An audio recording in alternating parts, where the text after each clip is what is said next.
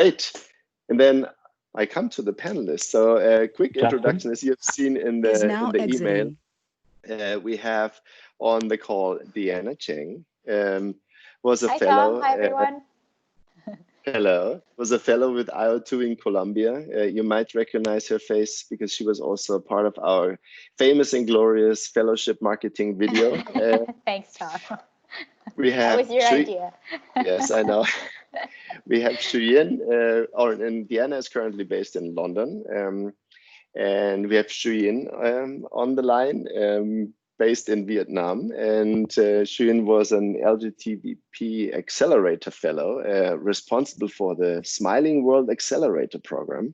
So thank you. And then we have Liz on the call, currently based in DC. And Liz was in India working with Operation ASHA, one of our first health investments in India. So thanks to the three of you to be on the call. And I thought before we come into all the questions that we prepared, I wanted to use briefly the opportunity, as many of you have probably heard and read about some developments recently over the last 3 years with LGT Venture Philanthropy and LGT Lightstone, that I spent 3 minutes on giving you a quick overview of where we're at right now. I will not spend a lot of time, and I just want to give you a high-level overview, and we can schedule another call maybe in August or September to dive a bit deeper into that topic. So I quickly share my screen with you and spend.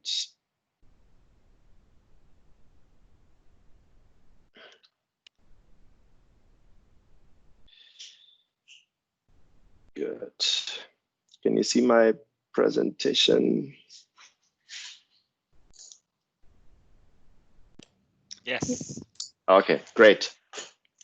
So very briefly, as you all know, venture philanthropy did impact investing and grants over the first couple of years since 2007 when it's launched. And in 2016, we actually decided to split up the impact investing activities, which basically is the direct private equity investments in for-profit companies, from the purely philanthropically motivated engagements, which are often grant-based or like debt into impact bonds. And the reason for that was really that we realized that the investments, the private equity investments in these companies were actually quite often successful. If you look at a Dr. Consulta, at an M-Copper, at Patamar, some of the companies that you might be aware of. And when these companies become successful and they grow, when you're an equity investor, you typically want to, when there are new rounds of fundraising, you want to participate, ideally like not getting diluted, because you want to like lower down your share in the company. But in order to do so, you need quite significant amount of money. I mean, in the beginning, we deployed maybe 200,000, 1 million, but then companies like a Dr. Consulta, they are like then required like 5, 10 million investments in order to stay with our shareholding. And I think that was one of the realizations that made the Princely family and Prince Max come to the conclusion that when we want to do the impact investing activities more in the future, and if we want to become a more substantial player, then we cannot fund this out of the philanthropic pockets of the family,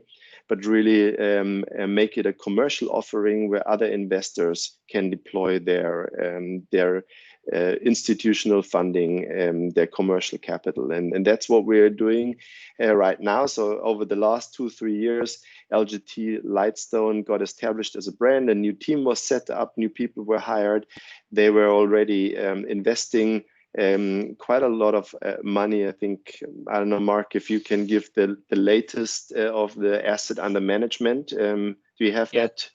Yes, it's about 40-50 deals already that we have, that we're managing on the Lightstone with value of over 500 million.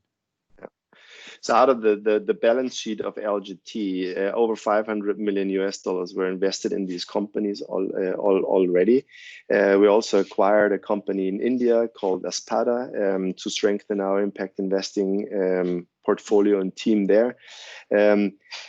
And I think that in short, because I really don't want to spend too much time on that, and I send you that presentation afterwards where you can read more about kind of like the separation and the differentiation between VP and Lightstone. So maybe give like one slide that I want to end this overall presentation is that VP has now its own dedicated team. And with people in Switzerland, like Oliver and me, running the foundation. We have Miriam on the fellowship management. We have Antonia and Marcia as investment managers here in Zurich, and Rita on the controlling. And then we have 3 people in Africa. We just closed the last position. Archie will join us in August. And we have 3 people in India. And then Anne is still representing us in Southeast Asia. Crystal is involved as an advisor for our China activities, but on venture philanthropy, last year the board made a decision to focus really on sub-Saharan Africa and India, and that's the current team that is managing that. And I leave it at that. The file for the ones that are dialed in through the computer with Teams. The file is shared on this call, but we also send it out afterwards via email. And if there is interest from you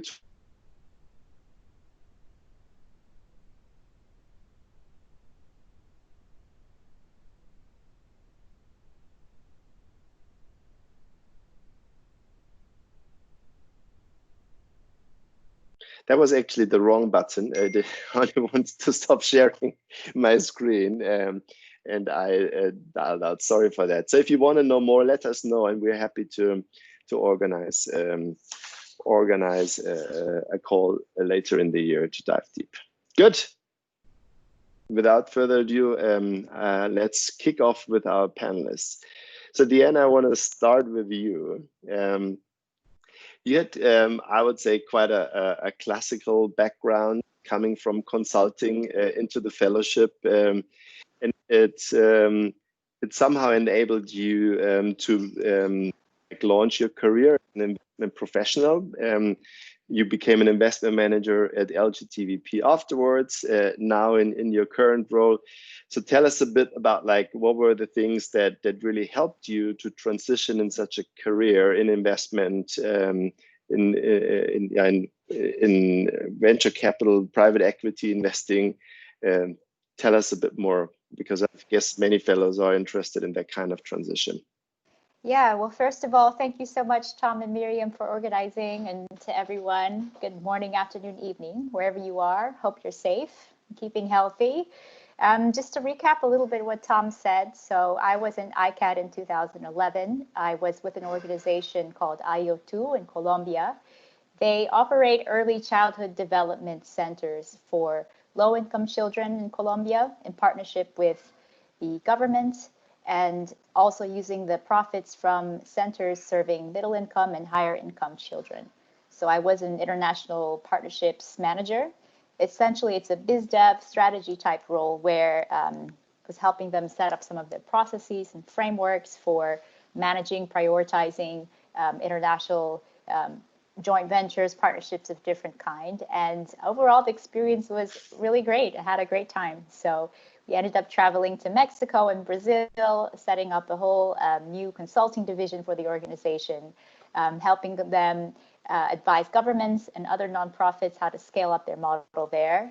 We worked a lot with Shakira and the ALAS Foundation, rolling out a couple of centers on the coast of Colombia in Barranquilla, and also worked on a social franchise center and doing some of the business planning and financial planning around that to launch in the city of Bogota. So really great year, and very lucky, as Tom said, was able to join LGT afterwards as an investment manager, and focusing on the portfolio organizations we had in Latin America, and working with our team to set up an office in Bogota, and also roll out the accelerator program we had, which Shuyin can probably talk a lot about as well. So really interesting year. And I mean, concrete advice for those that are probably interested in going directly into impact investing. Probably there's been a lot of sort of reflections that I have, I'll share with you through the call, but a lot of it is also luck, I think. So it's not the easiest path. There's a lot of interest and not sort of that many roles. So a lot of it is about luck and hustle, but I can share a little bit more later. Just to finish up the loop, after 3 years at LGTVP, I left to do a dual master's program in the US. So I did an MBA at Wharton and an MPAID, which is a master's in public administration and international development at the Harvard Kennedy School, and now work at a London-based private equity fund focusing on mid-market businesses in Europe. I think the whole journey has been really interesting for me since being an ICAT, and there's sort of 3 reflections I have, which have built a little bit on the decisions I've taken so far. So I think first, as an ICAT, I was so stunned and humbled by the incredible entrepreneurs and organizations working day to day to create impact. And I knew that I wanted to work with them, to invest in them and help them grow as much as I could. So this was sort of one big reflection. And I'm telling you, in corporate London or Singapore, I didn't really get that same sense of transformation that I got as an ICAT. Second, I think working at LGTVP and as an ICAT made me realize how much financial sustainability was incredibly important to the survival of any organization, whether nonprofit or for-profit. By that, I mean the cash flow, liquidity, the working capital. There were a number of organizations in LATAM at the time we worked with where one government contract payment didn't come out, and then which led to a domino effect of liquidity issues and other issues, which eventually led to very significant cash flow problems, bankruptcies. So I think this lesson was pretty underscored to me. And then the third is government, partnering with them, getting something done with government, building an ecosystem with government to really drive scale in terms of impact is an enormous lever that especially is relevant in public goods that you traditionally think about, such as health, education, and climate change. So the years with the ICAT and LGTVP were incredibly illuminating for me in that sense. And I wanted to get a bit more of an understanding of the decision-making around these types of policies and financial decisions and being exposed to different ideas, which led me to the master's program, which I can talk about at a later stage if that's interesting for you as well. Thanks, Deanna, for sharing that with the group. And if you have questions, just post them in the chat. I think most of you are dialing into the computer anyway, so you can use the chat, and Miriam is helping us to collect them. And then at the end, around 2:45 Zurich time, we then should have about half an hour to go into your individual questions. So start posting them or jump in later if you have follow-on questions. So Liz, coming to you, we heard from Deanna and also from my experience, like coming from a more like private sector background, trying to like transition into the social sector. You have been involved in that sector quite a bit before, because you worked for the World Bank before, and then after the fellowship, like joined again the World Bank. So we are interested in like your perspective of actually going back to the employer that you were before, and like how your experience has helped you then with the career development that you experienced over the previous years. Thanks, Tom.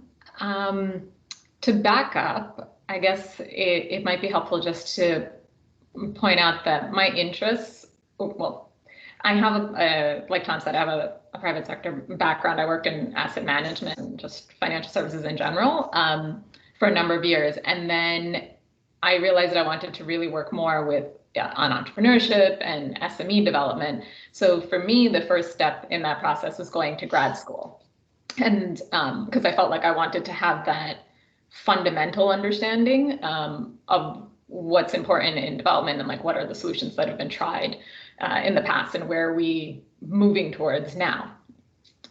So that was like the first step. And then the next step was I still felt like I needed a more holistic understanding of like what are the problems in supporting entrepreneurship and SMEs to grow, and what are the solutions that are being tried, what's working, what's not, who are the different actors that are all involved in this, and what are the roles that each one has. So doing the fellowship in India was a really like important first step in like getting that more holistic understanding, and particularly from like actually doing.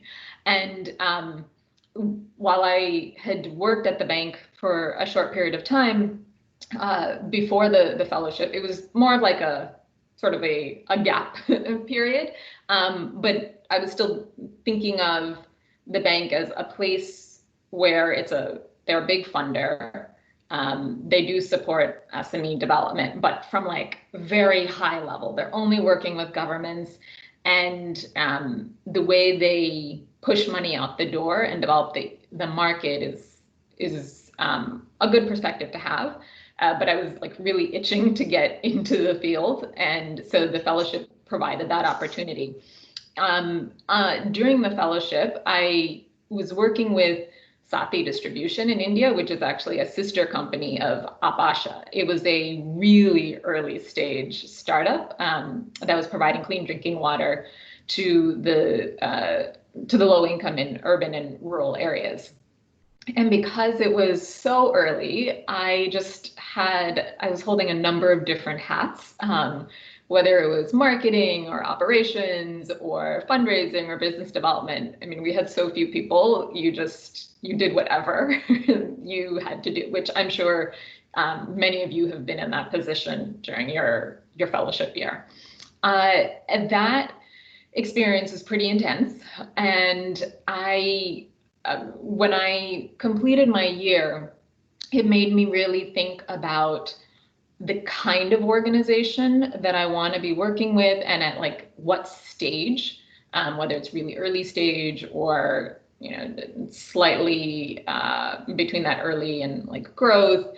But it really made me think about like who are the type of people I want to work with, what kind of organization am I going to feel really committed to. And I was still feeling like I still didn't have like a good sense of like how do I help in growing SMEs. So I still wanted to move around and get experiences from other type of actors. So I went back to the World Bank, all the while still thinking about where's that next great organizational fit for me. And at the World Bank, it was really interesting because again, like you're working at a very high level with government entities like the National Treasury or the Central Bank. And I focused specifically on the financial sector, developing the financial markets in Eastern and Southern Africa. So it was really amazing to see and be part of the process of like setting up the capital markets, setting up the stock markets, the laws, the regulations, like understanding why SMEs can't get funding. Corporates can barely get funding at times, but the rules or the lack of them at times really constrict the flow of funding for SMEs. And working with the bank to increase that funding and like develop national banks, national development banks, and even like microfinance institutions, like it was eye-opening again to get a better glimpse of that and like the challenges and how slow it is to go through that whole process.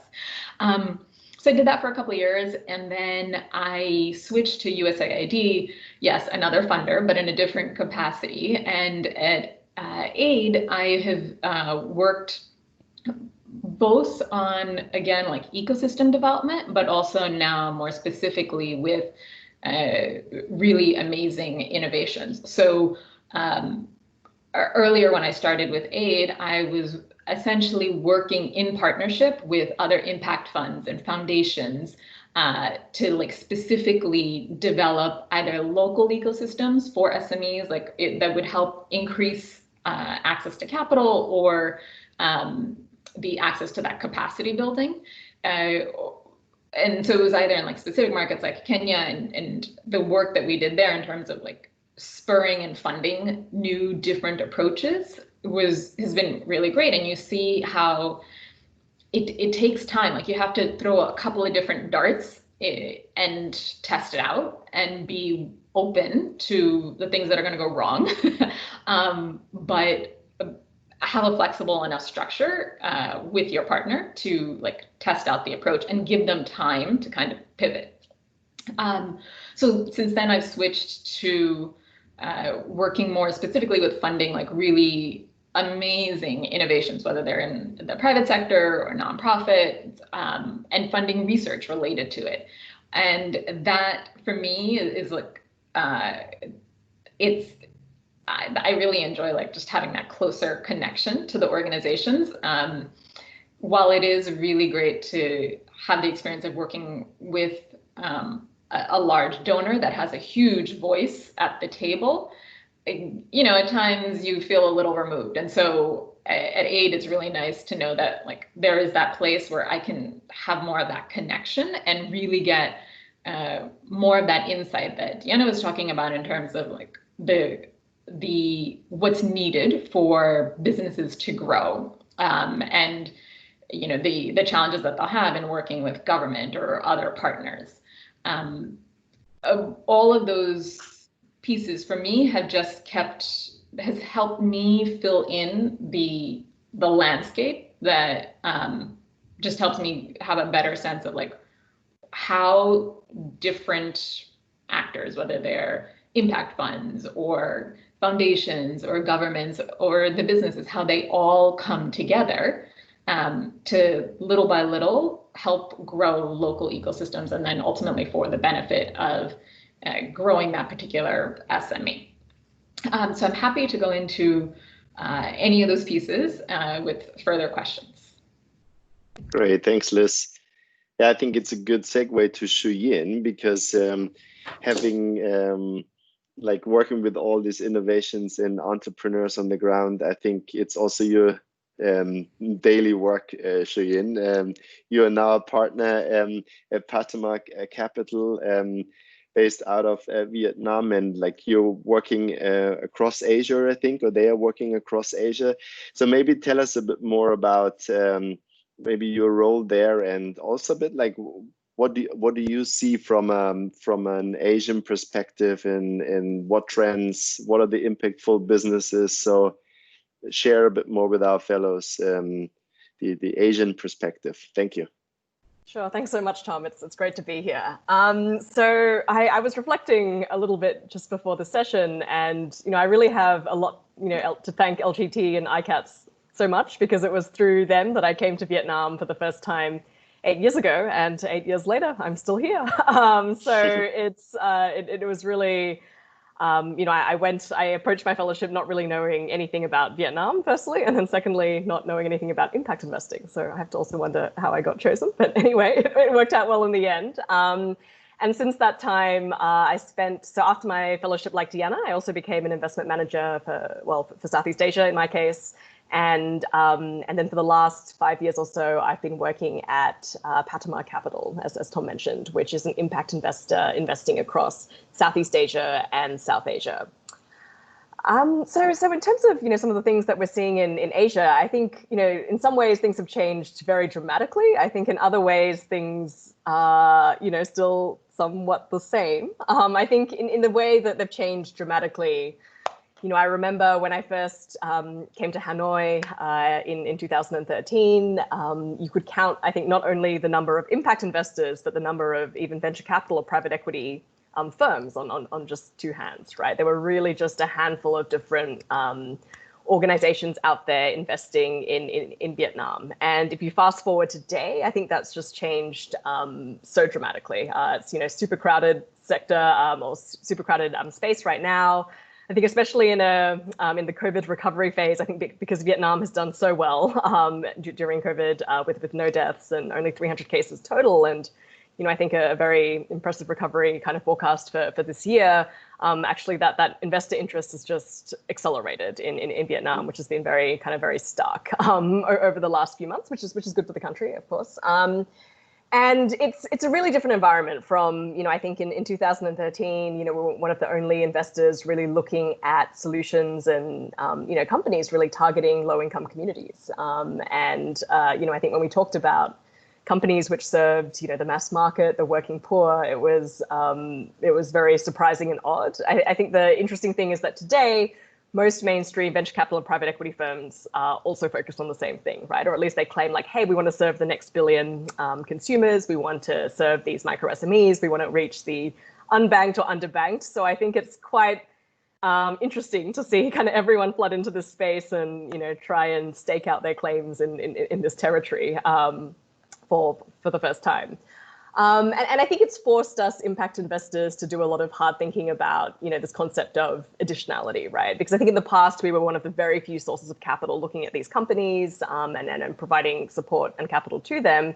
I think these days, many of the companies that we look at, it's super competitive to get into, the deal, right? We have, Sequoia looking, all these different kind of firms. And I think it's really made us ask ourselves, how do we still differentiate ourselves as impact investors? How are we still, that voice of impact at the table, especially when there's like lots of different stakeholders around who may or may not, necessarily share exactly the same objectives as far as kind of, impact is concerned. And I'm sure it's a challenge I think many of us are faced in the impact investing sphere. So I think in that way that the market has changed dramatically, right? We're from a place where we're one of the few people providing capital to a place where now everyone's trying to beat down the door to get to some of these companies. So I think I think one of the results of that has been the rise of a lot of sector-specific funds and like very focused geographic, like Vietnam-only funds, Indonesia-only funds, which would have again been kind of quite unthinkable say 8 to 10 years ago. There just wouldn't have been enough pipeline and deal flow. I think these days, it's amazing to me that there's like a education only Vietnam fund, right? Or an agriculture Indonesia fund, and those kind of theses, very specific theses, right? And then really building out kind of the network and expertise around those particular sectors has been really interesting to see. And I think also added to the sophistication of the sector. If I think about what's still kind of the same, when you mentioned SWAP, Tom, and I haven't heard those words for a long time, the Smiling World Accelerator Program always makes me smile. And I think that program was very much focused on, I think that was a part of the recognition that Southeast Asia at that time was really early stage, right? I think the companies we were investing, say, $50,000. And I actually think that's one area where there's still a gap, right? It's really this kind of, missing middle of companies raising, maybe a few $100,000. They're not necessarily on that exponential growth path that most venture capital firms are looking for. They're too small for private equity, but they're having great impact, in their communities, right? These small and beautiful companies or social enterprises. And I think that's still one space where I see a gap, at least in Southeast Asia, around capital flows and support, right? I think people have really, because I think what we learned through SWAP as well was the amount of work taken to really support these companies was really immense, right? And it would have great results, but I think there's not many organizations willing to take on that interest, that task of really making that investment of time, of resource, for potentially not a huge financial reward, right? And I think that is still a gap in the sector, which I see pretty acutely. But I might leave it there, and yeah, so we can get on with the rest of the conversation. Great, thank you. Liz, coming back to you, you mentioned that you work a lot with very innovative companies and nonprofits. So you see a broad spectrum. What are some of the things that you've seen that are really important in these companies that you support?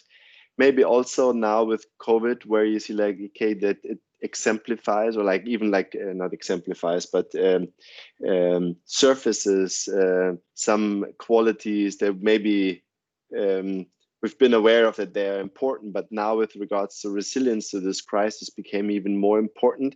Could you share a bit how you look at things right now with that regard?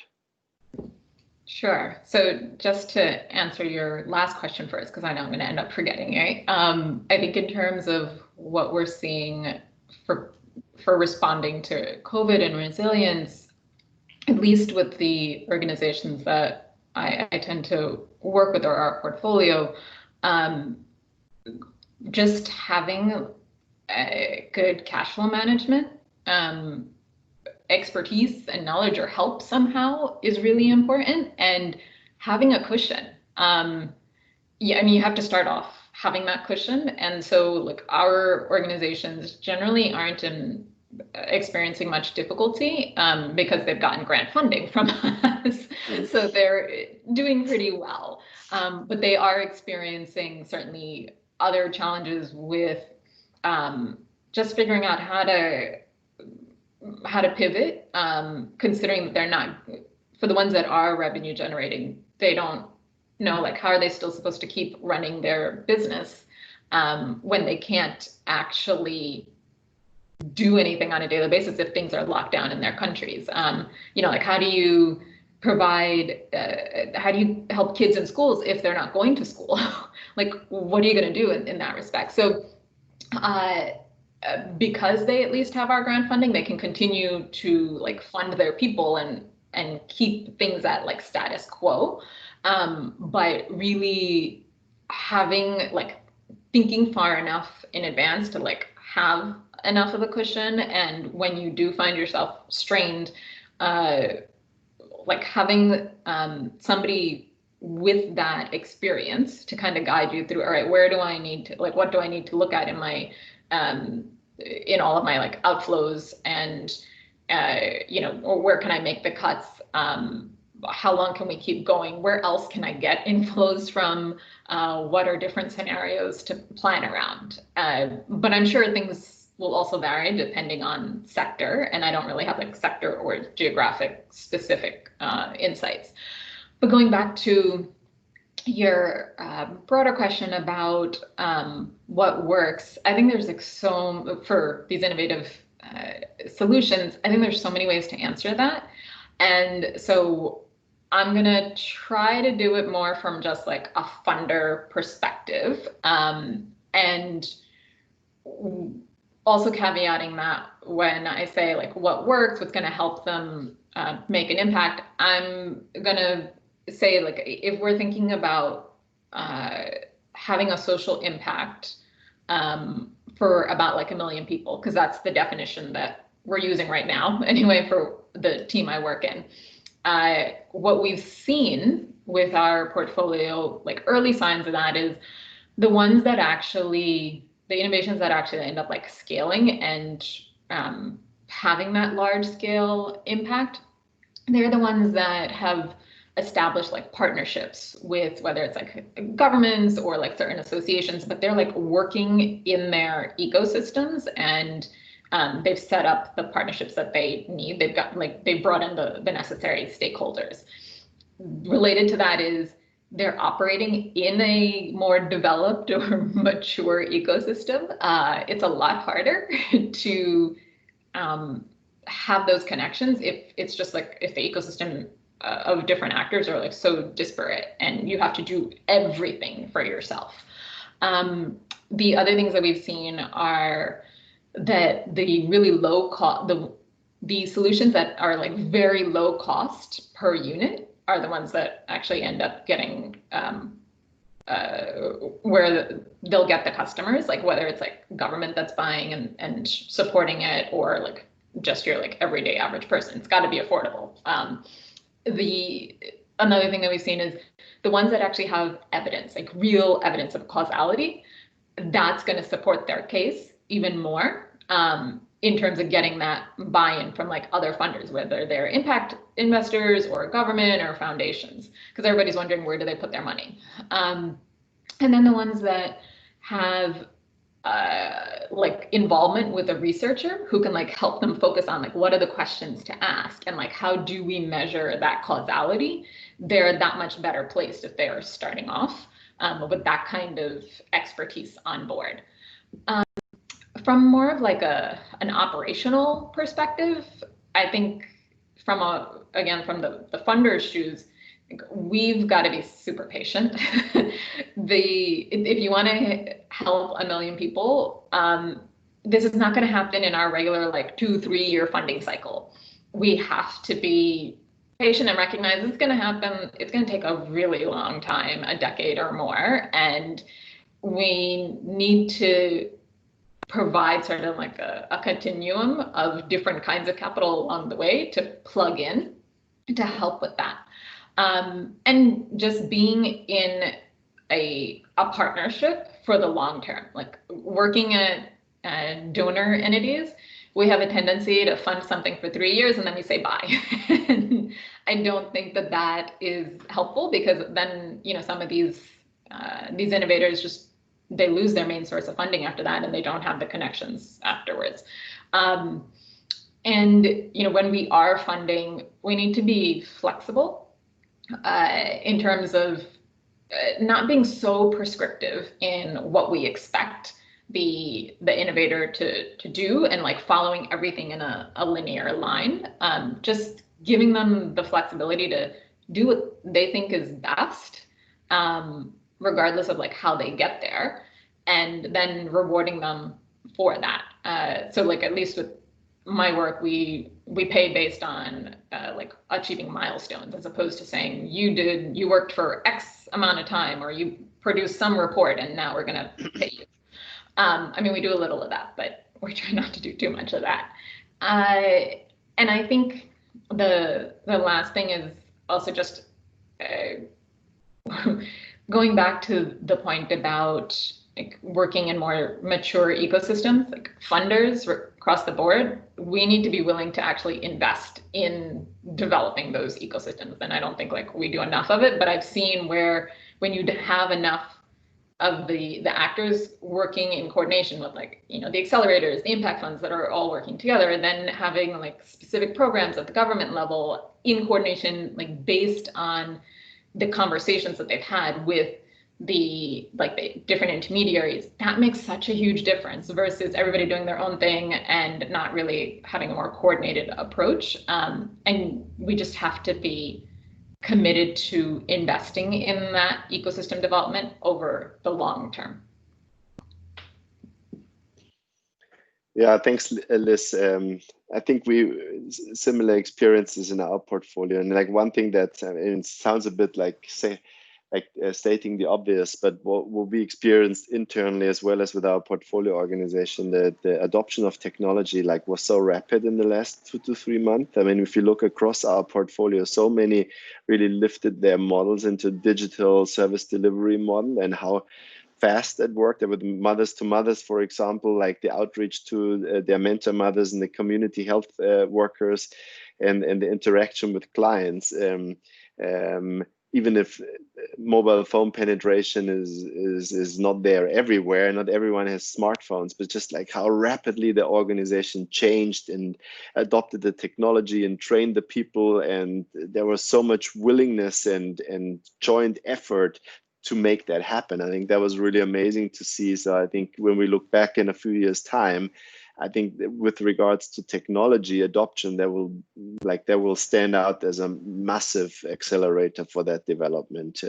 I hope also in Switzerland, because when my son was homeschooled, the teacher was coming on her bicycle twice a week and was bringing us the paperwork for him to do. So it's not only an developing emerging country problem.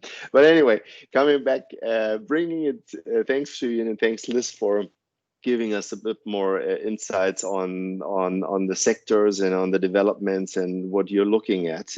Bringing it back on the talent side, many of the outgoing fellows have important decisions to make, and even ones that have graduated a while ago, I think, are also constantly planning on next career move.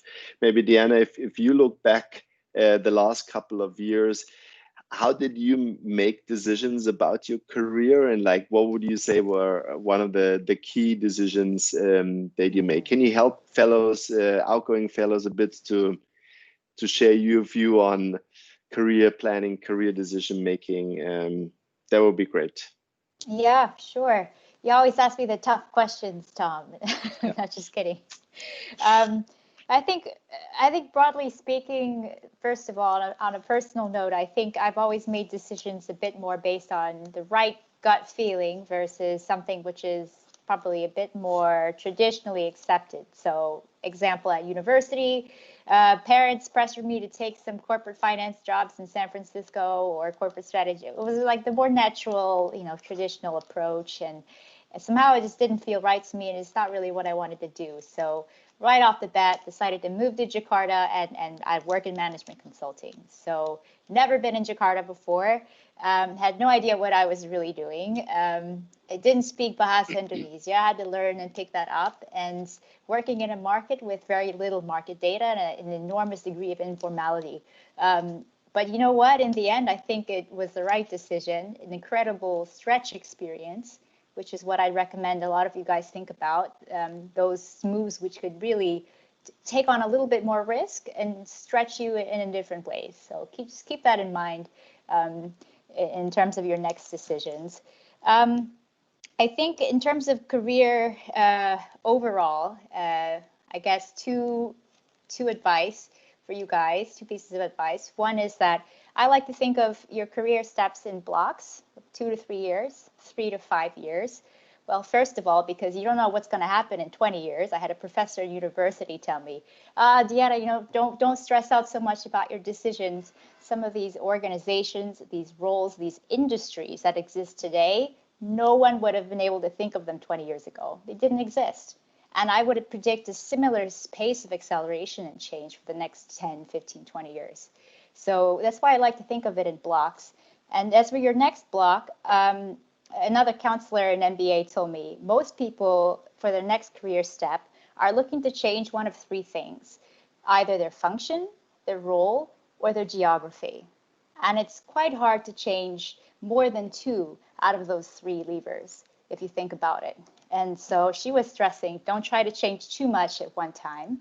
So I advise you just take a step back, reflect what are the levers that you like to change for your next role, and then break it down further, whether those are skills gaps, network gaps, or knowledge gaps that would take you to that next spot. So for me, I explained previously, I was wanting to develop a bit more finance skills, and particularly policy decision-making around international development.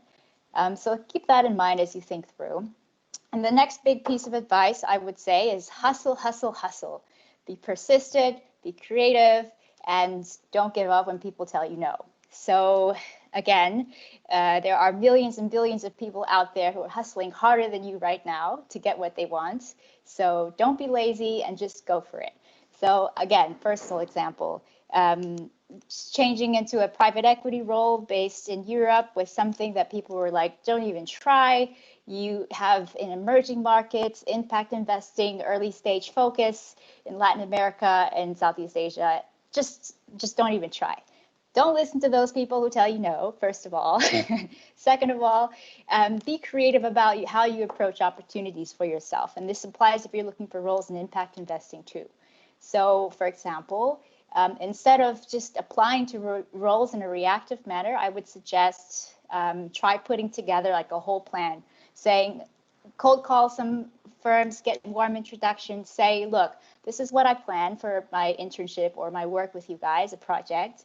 This is my work plan. This is what I'm going to do over 8 weeks. These are 10 ideas I have for you. These are 10 deals that I've been speaking to that I think you guys should look at. That really opens up conversations. It's what I did in the private equity search, and people have a different approach to engaging with you. So, and I think finally, if no organization exists that interests you, do it yourself. Like in my cohort and in the few years before and after me, there's quite a few examples of people who started their own company, their own social enterprise, their own consulting or impact advisory firm.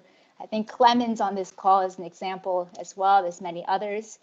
I mean, take it on, and there's no better time to do it And I'm a firm believer that there's no linear path to what you want to do in terms of your job or your career.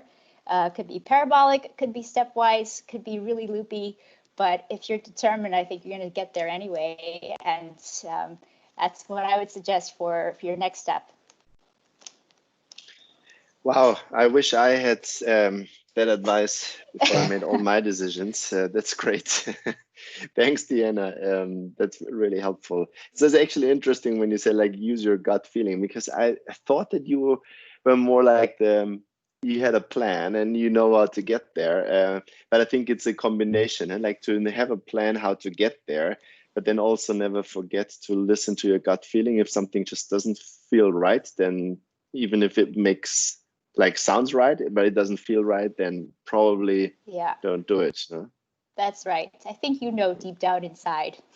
A lot of people do.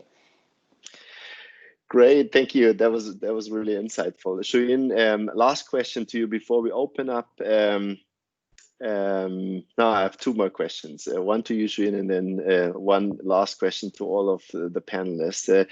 I mean, you hire people at Patamar that are at that mid-level career stage as most fellows are. What are you looking for, and like what would help fellows to really like develop the kind of edge that you are looking for when hiring people? Thanks. You know, I think it's hard to top a lot of what Deanna said. I think it's really, spot on advice, and I would echo pretty much all of it. I think in particular, I mean, to say, I mean, there's really not one path to impact investing, right? And I think, I could answer your question, Tom, by saying like, oh, we're looking for people with at least 5 years of, transactional experience, and these type, or have 5 years in management consulting. And, I think that's definitely helpful. But I think it's definitely not the only way. I think in terms of people we've hired, some of them have more, I guess, gone down the entrepreneurial route. So kind of bring, just real operational experience working at a social enterprise or impact business, which I think increasingly I see as like super valuable and super helpful, and something that I personally never managed to do. So I think that's increasingly valued. I think, yes, of course, investment experience is helpful, and, and or management consulting experience is helpful. But, I think it's not so much, I guess, necessarily a particular like resume or background that we're looking for, but I think kind of the get up and go that Deanna mentioned, right? I think, it is definitely, I mean, as she was talking, I was reflecting, there's a lot of people who maybe approach us and say like, oh, we're, interested in impact investing and we're open to doing anything. Actually, I love Deanna's approach of saying, okay, come to us and say like, hey, we've researched your portfolio, we've identified another 3 companies which might fit your investment strategy, and would love to talk to you about them, right? I think that's a really interesting conversation. So I think, again, I think, just doing your homework, I think for us, or for me personally at least, I think, doing your homework, really understanding that fund managers' investment thesis, what their strategy is, how you can be helpful with them, right? And show that, your network and your talent is valuable. I think that's really the way to get our attention and stand out from the crowd. So I might leave it at that. Great, thank you. And I think I skipped my final question because I think you covered a lot around like your tips, and I would rather spend the last 20 minutes to dive into questions from the group. So Miriam, over to you. Do we have any questions already in the chat? Oh, no questions, I was about to say, but then I just saw Steve's question. Well, I haven't had the chance to read it. Steve, do you want to maybe yeah, just come on. Yes, come in, Steve. Feel free to put your video on and like get your question out and introduce you briefly. Show yourself, like short into who you are and where you do your fellowship right now. Oh, thank you, and it's great to be on screen, I guess. So Steve Rudner, and I'm excuse me, I'm in Cape Town, South Africa, working for Mothers to Mothers as a strategic liaison to our Chief Executive Officer. So I have just finished my fellowship this week, and I really love your perspectives. I find it very fascinating to hear about your experiences and then how you've taken those experiences forward with your careers. And I put in the note, I really like Liz's comment about the need for patience, flexibility, and long-term partnerships, because that's one of the key takeaways for me from my fellowship was just especially working in emerging market nations. You have to have that patience, you have to have that flexibility. This is not like doing deals in the United States where I'm from.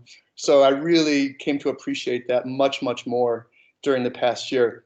So my question was, if you guys had to give a quick elevator speech about how the fellowship changed or shifted perhaps your perspectives about social impact, what would you say? What would your elevator speech be about how the fellowship shifted or changed your perspective about social impact?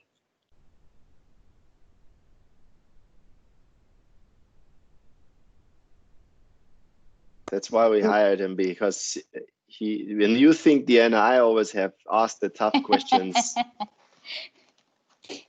You haven't met Steve yet. Yeah. I'm just curious if there's like if there's a commonality amongst all of the fellows, all 150 of us. Do we all share a commonality of some sort because of this fellowship? I don't know, just curious, because I know what it's meant to me, but I want to hear how it's meant to other people, especially those who are alumni and have been out for a few years now. Yeah, for me, if I do just a quick elevator speech, I think I hinted on this earlier, but I feel like after the fellowship, I realized more and more in a tangible way that really deeply scaling and sustainably scaling social impact, you can't exist in a silo as a social enterprise. So you can't try to do things all on your own, building eco houses with not really any engagement or support from the government, from your other stakeholders, from your clients, from your suppliers, thinking through every single step of this entire ecosystem.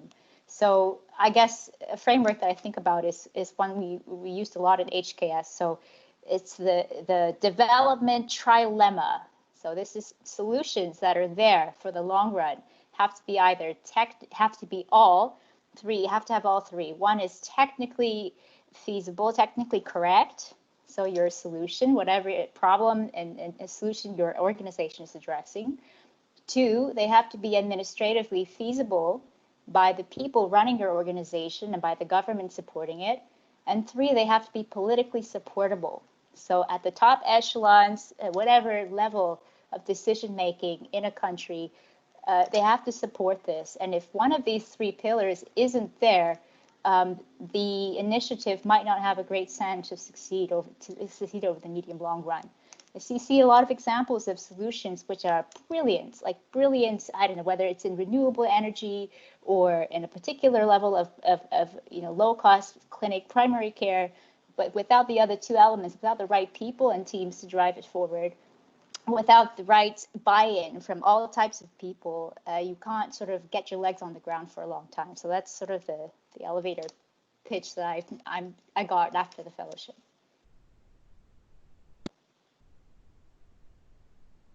Shuyin, Liz, I don't know if you guys had something, revelations to share. Yeah, I think I was brand new to impact investing and kind of honestly much of the social impact space when I started my fellowship. And I think what I took away afterwards or in the years following it was this idea of kind of like the spectrum of capital, right? I think very clearly, which I think is still something which I think a lot about today, right? And by the spectrum of capital, I mean, there's on one end, I think, pure philanthropy and what you can achieve with that, right, from a social impact perspective. And on the other end, there's kind of more, venture capital, private equity approaches to impact investing. And I think at various points in my career since then, I've kind of shifted at different points along the spectrum. But I think that's kind of been the grounding framework to think about it. And I think what I realized maybe today is that, I think just the value of the different parts of each of that spectrum, right? I think, and again, that they all play their role in supporting kind of different types of businesses. I mean, from the very highly scalable kind of tech-enabled solutions to, things which are going to be more kind of, community-based enterprises. And, I think they have different characteristics, I think different skill sets, different approaches, but, I think the kind of the beauty and value of each kind of really was something that I reflected on a lot since the fellowship. But also, when I maybe can add here, Shuyin, if what you said, like when you, how long is it ago since you like touched down in Vietnam? 8 years basically. 8 years. Yeah. coming from directly from Australia, no? I think it's amazing at like the 8 years, what you have experienced there, where you said like, hey, there was not much happening around impact investing, social entrepreneurship. That's why like a lot of these ecosystem building activities you were part of from the very beginning, and now like looking back at how things have evolved, which I personally don't know so well, but like based on your description, a lot happened. And I think that is inspiring to me, because it's just like from starting from scratch, nothing is there. If you believe in something, and if you like bring in the right people to build something up that you actually believe in, that you think is right. I mean, look at the development that we were not kickstarting. I don't want to be like putting us all the awards on our shoulders, but being there from the beginning and like pushing them forward. I think it's an amazing development, and for you personally as well as for the sector. So I think that's great. Thanks, Tom. Yeah, but it certainly has been an exciting ride. Good. More questions, or Liz, do you have anything to add to Steve's question? But don't want to like take Steve's question all the time. So if there are other questions, please raise your hand or like write it in the chat, or just get on video. But Liz, until there's more courageous people like Steve, if you have anything to add. Sure. So I think it's a question that I still sort of struggle with right now. And what I walked away with from the fellowship and right now still is like, I think we all have different definitions of social impact, and like we go around and we throw the term around, but we don't like always take enough time to actually dig into what our respective definitions are. And so then that makes it like really hard to know when we're talking to like potentially another a peer in the space or another funder, like really what are we trying to do, and like how are we trying to show it? Working in Sati, it was just like, all right, how many liters of water do we get out? And I mean, we were at such an early stage, and I didn't know anything about like impact management and measurement. So for me, it was, how do we like count what we're doing, and how do we show it to potential funders? But like that was not, we didn't really have a good sense of like, all right, what do potential funders really mean in terms of what they're looking for impact? And we didn't ask the question, and they didn't like really, they weren't very specific about it.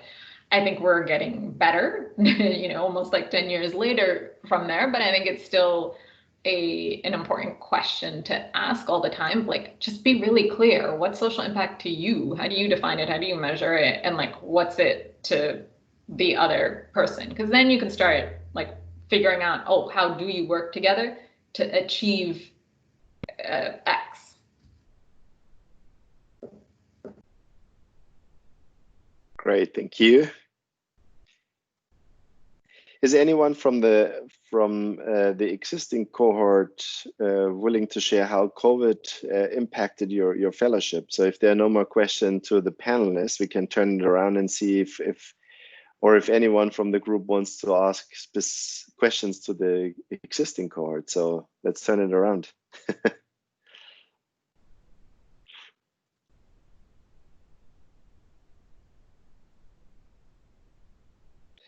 Tracy, why don't you tell us? Sorry to put you on. We have Linda coming on. Here we go. So, thanks, Linda. Yeah, I guess should I put my camera on for yes, just the question? Please. So I was very struck by those 3 ingredients for success in solutions that Deanna had talked to us about earlier. I think there's a lot of wisdom there, and also just interested in the politically supportable, that third piece. Because in the work that I'm doing right now in China and some work that I have launched looking at Vietnam as a place to replicate our work in China, I'm just very struck by, this as a pinch point, government capacity. A combination of both technical capacity and political will and everything else, which seems so important. And there's just a lot of throwaway capacity development terminology, but I'm just wondering about our three speakers and any experience that they could share on how to really be effective in that area, so that the work that we do within the nonprofit community can really benefit from that political and government policy support. And quickly, tell the people, where did you do your fellowship? Sorry. Yeah. So I have been doing a fellowship in China on environmental pollution in an organization called the Institute of Public and Environmental Affairs that has a sort of radical transparency agenda for open information on pollution disclosure to drive accountability and environmental improvement. The information is made public by the government, but they make it very user-friendly and accessible and sort of powerful in that way. A small but mighty organization, and one that has been approached by a large number now of international foundations interested in the question of whether or not this model could be replicated in other countries. And so we're taking a look at the feasibility of replicating it first in Vietnam. It actually could be any country. We're trying to develop the conceptual framework.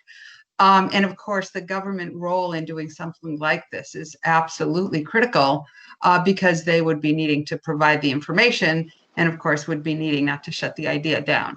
And I'm just very struck by the heavy lift that it is to do that effectively and sort of figure out the optimum way that, or even just looking at examples of success in doing that sort of capacity development in government from our funny, role working in an NGO. Linda, just briefly, I'm not an expert in this topic on political supportability, but due to our feedback, they are adding a class on politics exactly, and managing that in all the policy, curriculums at my program at the HKS. But my professor works exactly on this topic and capacity building and political sort of advisory work. I think he has done a lot of work here. I might want to connect you after the call and see if he'd be helpful. That would be fabulous. My general approach, by the way, is that every time that somebody says capacity development, you have to take a shot of vodka. And that keeps it down. There's only so many times you can say that because, it just has no meaning really, unless you're talking about something very specific. Yeah. So I think I could be more sophisticated than that. We had the same rule, but if someone said the word institutions, we throw chalk at each other. Okay. Yeah. From the perspective of working in a donor entity, we keep, working with other government officials to focus on the evidence, and to the extent that you can have conversations with the the local government folks where you can actually show the evidence of what you're doing and walk them through it. I think we work with a lot of researchers and they will produce XYZ set of papers, and frankly, while there's good information in those 30, 60, 100-page papers, you read the first 20 and you want to go to sleep. So it's really about how do you take that into digestible pieces of information and have a dialogue. And then, in some countries where government might have lower capacity, they might not, they don't want to necessarily acknowledge that. Some of the countries that I worked with in sub-Saharan Africa, people didn't you don't want to acknowledge that you're in this position and you don't understand half of what's going on. So like at the bank, at the World Bank, a lot of times people aren't respectful of that. But like, I think you need to be respectful of like the fact that, hey, there's just going to be, they might have less knowledge about a particular topic, or there's just the translation issue. And so just taking like the key pieces of what you're doing and like being able to show the results of it and like how you can actually prove that there is some causal attribution, and like explaining why, right? Having like a good, transparent, easy to discuss conversation. I think like that makes a huge difference. And just having that perspective, like you have to be in it for the long term, because it you know, the people change, you have to start all over again. That's just like the nature of the politics. And I don't know if this is applicable to you, but at least with like US government, like one way to get entry points into your local government is if you work with like the local, whether it's like the US embassy or like the Commerce of Trade folks or whoever, right? Like they want to help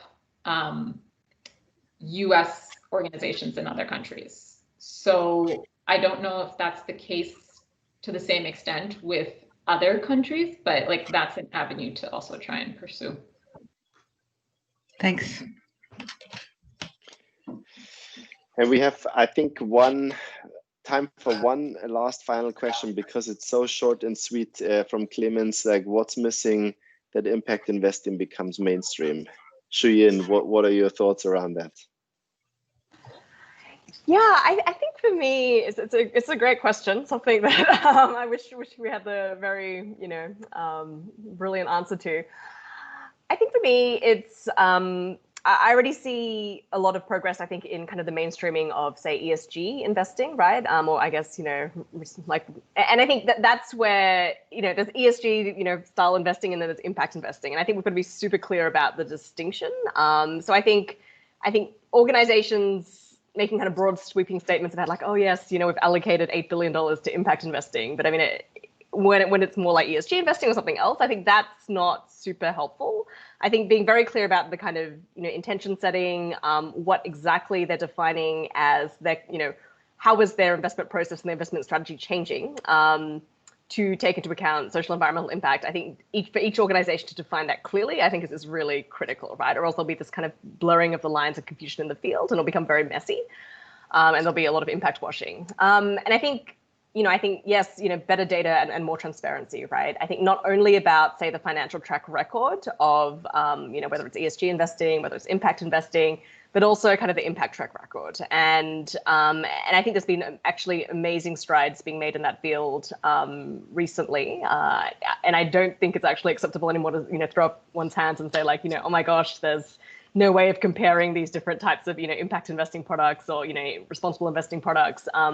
Actually now think that there are beginning to be kind of very clear standards, right? Whether it's through IRIS Plus or other frameworks that people are using to measure impact. And so there is, I see beginning to be, a convergence in the field, a set of common tools. And I think that will be really critical to making sure that everyone's speaking the same language and kind of, really driving the whole field forward. Great, thanks, Shuyin. And cognizant of the time and also the big investment that our panelists made to join their panel to prepare it, I would like to come to an end. I know that you have to go back to your busy jobs. So thanks a lot for joining that webinar, Liz, Shuyin, and Deanna. It was fun. Thanks, Miriam, for helping to prepare it. Thanks for everyone dialing in. I see people from like a variety of cohorts, so it's really great to see your interest. Thanks to all of you. It was great fun. Let us know if there are specific follow-ups. I mean, with Shuyin being in Vietnam and Linda, what you just said, that could be, I think, a nice follow-on conversation, or Deanna with your professor. So let us know how we can help to connect you, and it would be great to start some collaboration or some more exchange between the group. It's amazing what you do. yeah, really proud to see all these people and all the insights that you have and all the work that you do. So fantastic. Thanks a lot. Stay safe and healthy. And yeah, expect to hear from us soon with maybe some more webinars like that. Thanks a lot. Thank you. Thanks so much, Tom. Thanks, Miriam. Good to see you all. Yeah, everyone, enjoy as much as you can out of your last days, weeks, months of the fellowship. Squeeze it all out. Enjoy the people, enjoy the challenges, the countries, the cities that you're living in. It's really a great experience, would be what I'd say. Stay positive. Yeah, and stay safe. All right. Bye. Thank you. Bye, everyone. Thanks very much. Bye.